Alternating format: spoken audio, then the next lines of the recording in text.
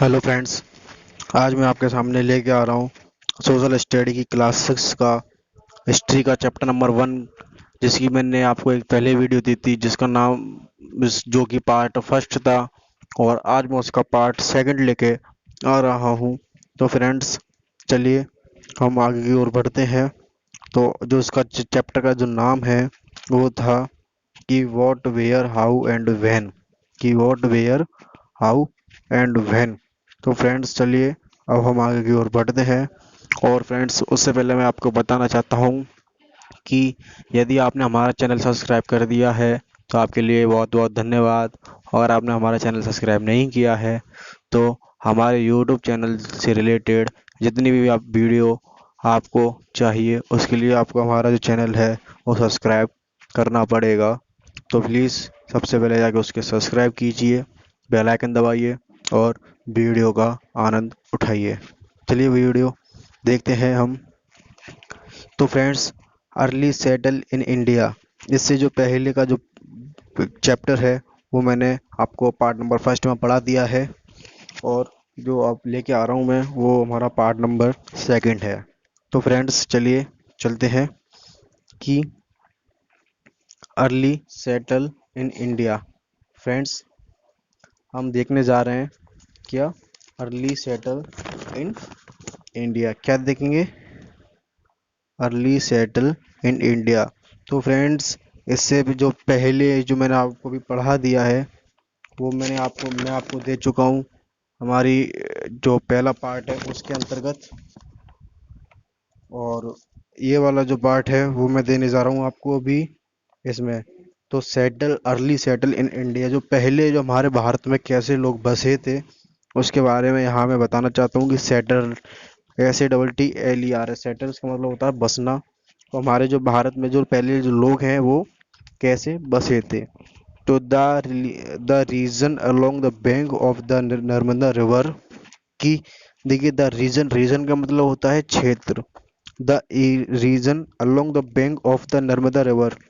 कि जो नर्मदा रिवर है उसके आसपास का जो क्षेत्र है was one of the earliest, जो कि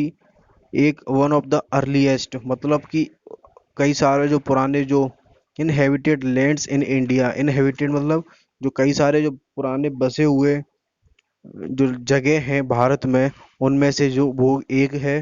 the earliest inhabited of this area were skilled gather and hunters, कि the earliest inhabited of this area, कि जो यहाँ पे जो पुराने जो बसे हुए जो लोग हैं वर स्किल्ड, जो कि क्या है, कुशल हैं, गैदर संग्रहकर्ताओं के लिए, एंड और हंटर्स, हंटर्स का मतलब हो गया एक तरीके से शिकार करने के लिए, हु हैज़ डिटेल्ड नॉलेज, जिनके पास एक बहुत ही ज़्यादा मात्रा में ज्ञान है, अबाउट द फॉरेस्ट, जंगलों के बारे में, एंड और द प्लांट्स, पेड़ पौधों के बारे में, डेड ग्रू अराउंड देम, जो कि उनके चारों तरफ उत्पन्न हुए हैं। तो the first people to grown grow crops, की द फर्स्ट पीपल, जो पहला जो व्यक्ति था टू ग्रो क्रॉप्स, जिसने अनाज उगाया, इनहेबिटेड रीजन्स, वहाँ जहाँ पे बसे हुए थे उस जगहों में, in the Sulaiman and Kirthar hills in the north western India, जो कि सुलेमान और खितर जो हिल्स हैं जो कि पाई जाती है कहाँ पे, नॉर्थ वेस्टर्न इंडिया में पाई जाती है, वहाँ पर उन्होंने पहली बार जो अनाज है वह उगाया था। दे ग्रीव क्रॉप्स, जिन्होंने उन्होंने उगाया था अनाज में, लाइक वीट्स एंड बिरली, वीट्स मतलब गेहूं और जौ की, जिन्होंने उन्होंने क्या है कि खेती की थी वहाँ पे, अबाउट 800 ईयर्स एगो, लगभग 8000 साल पहले। तो they also reared animal like sheep goat and cattle, उन्होंने और क्या किया था कि पाला था, किनको, एनिमल्स को पाला था, लाइक जिनमें से ज़्यादातर बकरियां थी, भेड़ बकरियां थी, और कैटल्स मतलब होता है पशु भी थे। फ्रेंड्स, चलिए आगे देखते हैं कि लाइकवाइज जैसे ही द ग्रो हिल्स नाम की जो जगह थी, so agriculture be beings practised widely, कि जो वहाँ पे क्या था कि अभ्यास मतलब जो खेत जो एग्रीकल्चर मतलब खेती बाड़ी करने के लिए जो अभ्यास था वहाँ पे व्यापक रूप से वहाँ पे क्या था, एक तरीके से एग्रीकल्चर करने लायक जो जमीन है वो थी। द वेस्ट रीजन मतलब जो व्यापक जो क्षेत्र है along द रिवर, जो रिवर है नदी है Indus and it's tributaries so the rise of the India citizen in the Indian सब कॉन्टिनेंट्स, कि जो वहाँ पे क्या था कि जो व्यापक जो क्षेत्र है, व्यापक क्षेत्र अलोंग द रिवर जो इंडस नदी के जो आसपास का एंड और इट्स ट्रिब्यूटरी सो, और उसकी जो सहायक जो नदियां हैं, the so the rise of the first city, जिसने भारत की जो पहली सिटी थी वो उसको राइज किया था, मतलब ग्रोथ किया था, बढ़ावा दिया था in the sub continent, Indian सब कॉन्टिनेंट, भारतीय सब कॉन्टिनेंट के अंतर। वाइल लार्ज सिटी फ्लोरिस, कि जो बार जो लार्ज सिटी है उसका जो निखरा है निखार निखार है इन द गंगा वैली, जो कि कहाँ पे था, गंगा की जो वैली है वहां पे था, अबाउट लगभग 2500 साल पहले, 2500 ईयर से, वो 2500 साल पहले। इन जर्नल और साधारण में कहा जाए तो पीपल प्रेफर, कि लोग हैं जो कि पसंद करते थे, लोग हैं जो कि पसंद करते थे लिविंग इन फेवरियल मतलब कि अनुकूल एनवायरनमेंट, मतलब एक अनुकूल वातावरण में रहना है, रहना जो लोग हैं वो पसंद करते थे। इन इंडिया भारत में humans first settle on the bank of three big reverse, की जो भारत में सबसे पहले जो लोग बसे थे वो ज्यादातर तीन ऐसी जो नदियां हैं जिनके किनारे या जिनके आसपास वह बसे थे, जो कि हैं the Indus, the Ganga and the Brahmaputra. Indus Ganga और ब्रह्मपुत्र ये तीन ऐसी नदियां हैं जहां पर भारत में पहली बार जो लोग हैं वो वहां पर आकर बसे थे। पावरफुल किंगडम्स, जो पावरफुल किंगडम थे, साम्राज्य थे, like the Mauryas Gupta and the Mughals flourish in the Indo Gangetic plains. और जो जो क्या है कि जो मौर्य जो पॉपुलर जो साम्राज्य थे, ये मौर्य था, गुप्त सा, मुगल था, वो भी इंडो जेनेटिक प्लेन्स के अंतर्गत आकर ही सबसे पहले क्या हुए थे, रहना उन्होंने शुरू किया था, निखारा था उनको। जैसे कि आगे और उनके क्या है कि plains because of this region, किस और वहाँ पर जो उनको निखारने का जो कारण था वो क्या था, कि फर्टाइल लैंड, वहाँ पर जो उपजाऊ मिट्टी थी, गुड क्लाइमेट, वातावरण जलवायु भी अच्छी थी, पेनफुल वाटर मतलब वहाँ पर एक तरीके से पानी की भी पानी की जो मात्रा है वो भी सही थी, and easy transport through reverse, और वहाँ पर नदियों के माध्यम से क्या है कि ट्रांसपोर्ट भी बहुत ही इजी था। अब जैसे देखते हैं कि the Himalayan range in the north separate India from central Asia, कि जो नॉर्थ जो हिमालय है, जो हिमालय रेंज है, जो कि भारत के कहाँ पे पाई जाती है, नॉर्थ में पाई जाती है, और फ्रॉम सेंट्रल एशिया, और जो सेंट्रल जो एशिया है, protecting it from cold winds, जो कि उसको प्रोटेक्ट कर रहा है किसकी, ठंडी हवाओं से, एंड और ऑल्सो प्रोटेक्ट, और प्रोटेक्ट करता है अस फ्रॉम फॉरेन इन्वेंशन, किसके, फॉरेन मतलब होता है एक तरीके से आक्रमणकारियों की फॉरगिन आक्रमणकारी होते हैं उनके इन्वेंशंस का मतलब होता है आक्रमण से हमें क्या करता है, बचाता है। Through at the same time, और इसी समय में अ नंबर ऑफ माउंटेन, जो पर्वतों की जो जो पर्वतों की जो मात्रा थी, पासेस इन नॉर्थ वेस्टर्न हिमालय, जो कहाँ पे, कि नॉर्थ वेस्टर्न हिमालय में जो पर्वतों की जो मात्रा थी वो पास कर गई थी, अलाउ सम इन्वेडर्स, इन्वेडर्स का मतलब हो गया कुछ आक्रमणकारियों का, to cross into India, Bharat में घुसने के लिए। मैनी ट्रेवलर्स, कि वहां पे कई सारे जो घूमने वाले जो व्यक्ति थे, एंड ट्रेड्स, और जो ट्रेड्स मतलब जो क्या कि मैनी जो ट्रेवलर्स थे और जो ट्रेड्स थे उनका जो व्यापार करने का जो माध्यम था, ऑल्सो एंटर द कंट्री, जो कि भारत देश में घुस गए थे, थ्रू दीज पासेज, यहाँ इनके माध्यम से, ब्रिंग अबाउट द एक्सचेंज, बदलने के लिए, ऑफ गुड्स, अपने सामान को, आइडियाज को, एंड कल्चर, संस्कृति को बदलने के लिए। In peninsular India, in peninsular India, प्रायद्वीप संबंधी जो भारत है, इन द साउथ में द कंट्री लॉन्ग कोस्टल की जो coastal allowed trades to flourish with far off countries like Egypt and Rome, कि जो इजिप्ट और जो रोम के जो लोग थे वो ज्यादातर भारत के जो पेनिसुलर जो एरिया है वहां पर ही आके बस गए थे। वहां पर उन्होंने क्या थी कि कंट्री की जो लॉन्ग कोस्ट लाइन थी, मतलब कि जो समुद्री तट था, जिसके माध्यम से वो अपना जो व्यापार करने में जो ट्रेड ट्रांसपोर्ट का जो माध्यम था उनके लिए बहुत ही इजी हो गया था। तो देखते हैं कि this exchange of goods and idea, कि जो जो बदलाव था गुड्स में मतलब सामान में और उनके विचारों में, as also religious and culture modes, as also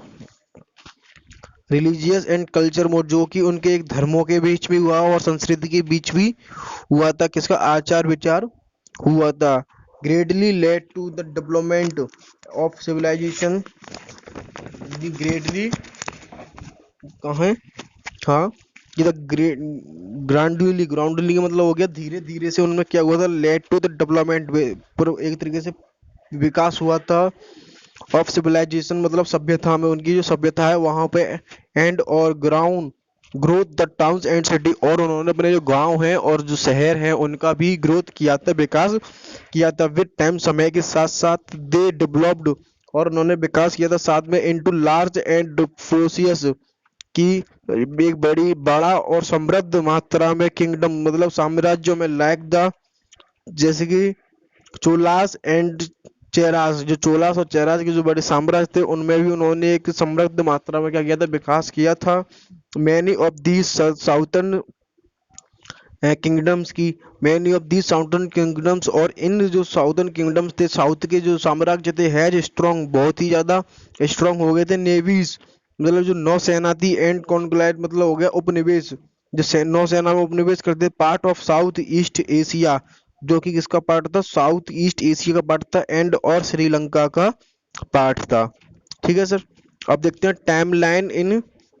history and dates, क्या देखते हैं कि time line, history, dates and event, की timeline, history, dates and event. तो फ्रेंड देखिए, जैसे कि इसमें क्या है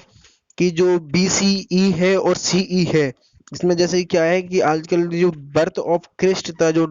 क्रिस्ट है उनके जो बर्थ है उसके बाद में तो शुरू हुआ है CE, और उनके जो बर्थ है उससे पहले का है BCE, मतलब क्रिस्टियंस एरा और बिफोर क्रिस्टियंस एरा। तो फ्रेंड्स देखते हैं टाइमलाइन इनटू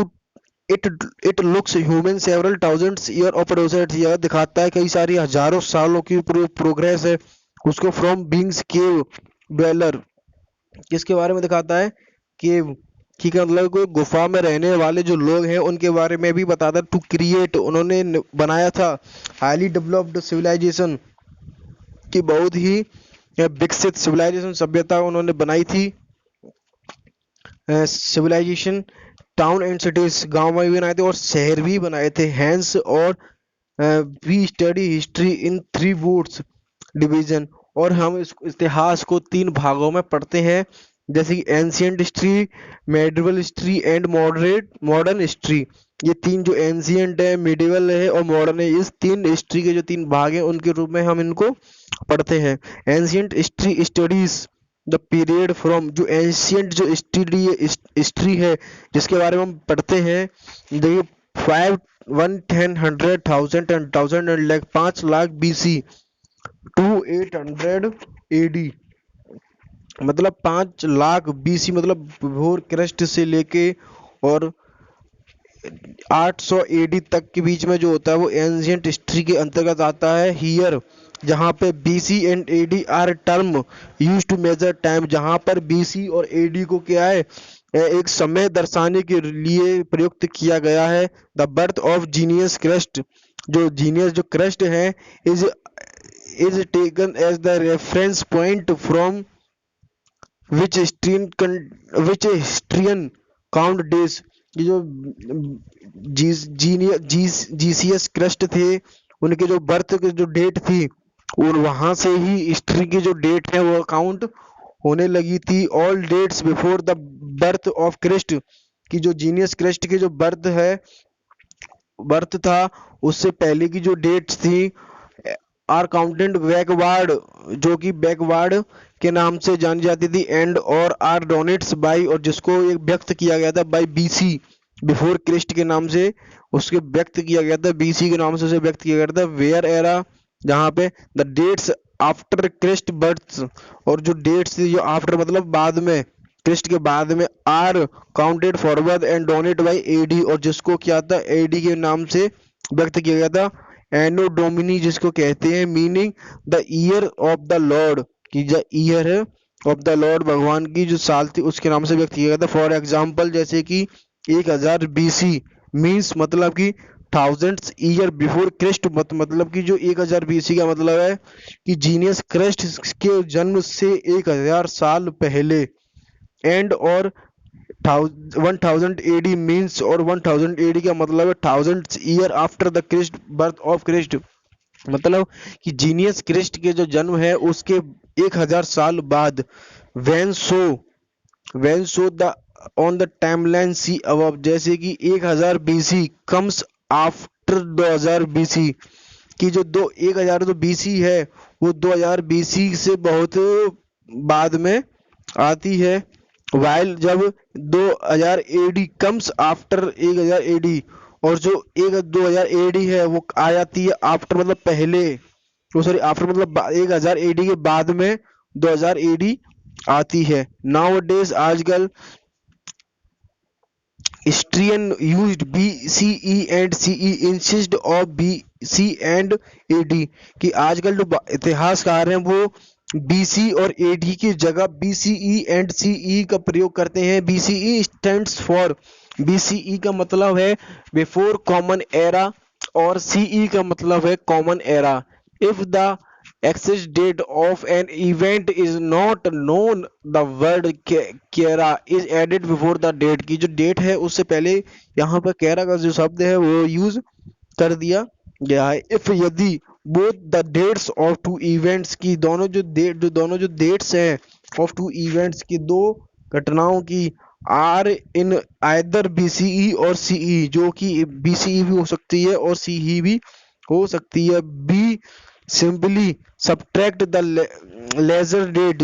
कि हम आसानी से सब्ट्रैक्ट मतलब घटा सकते हैं द लेजर डेट, जो छोटी जो डेट है उसको, फ्रॉम द ग्रेटर वन, जो कि जो बड़ी जो डेट है उसमें से। एग्जांपल देखा जाए तो 2000 BCE minus 1000 BCE is equal to एक 1000 year of determinance of the time, मतलब कि 2000 BCE में से 1000 BCE के टाइम तो 1000 साल जो बच्चे डिटरमाइंस द टाइम डिफरेंस, की जिसके जो बीच में 1000 जो साल है उनका अंतर आया है। बट लेकिन if one date in is in BCE and the other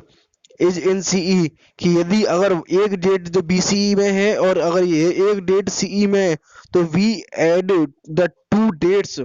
obtain the time difference, तो हम उन दोनों डेटों के बीच का जो डिफरेंस है उसे जानने के लिए उन दोनों डेट है उनका आपस में सम कर देंगे। एग्जांपल जैसे कि the time difference between 1000 BCE and 1000 CE is, तो 1000 BCE plus 1000 CE is equal to 2000 year का जो इसमें जो डिफरेंस है वो 2000 ईयर का डिफरेंस आ रहा है। तो फ्रेंड्स आज के लिए इतना ही काफ़ी है। अगले इसके आगे का जो पार्ट है वो हम जो चैप्टर है वो हम अगली पार्ट नंबर 3 में उस वीडियो को पढ़ते हैं। तो चलिए फ्रेंड्स मिलते हैं अगली वीडियो में।